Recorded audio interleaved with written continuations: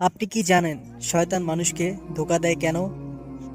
তো আল্লাহ তাআলা যখন শয়তানকে জান্নাত থেকে বের করে দিলেন, তখন আল্লাহ শয়তানকে বলল,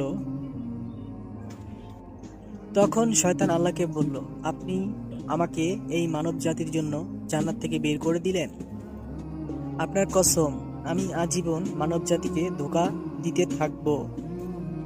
তারা যখন কোনো ভালো কাজ করতে যাবে, আমি তাদেরকে ধোঁকা দিয়ে খারাপ কাজের দিকে লিপ্ত করাবো। এইভাবে আমি তাদেরকে আপনার কাছ থেকে দূরে সরে নিয়ে যাব এবং তাদেরকে জাহান্নামী বানাবো। তখন আল্লাহ তাআলা শয়তানকে কি বলেছিলেন তা জানার হয়ে থাকে।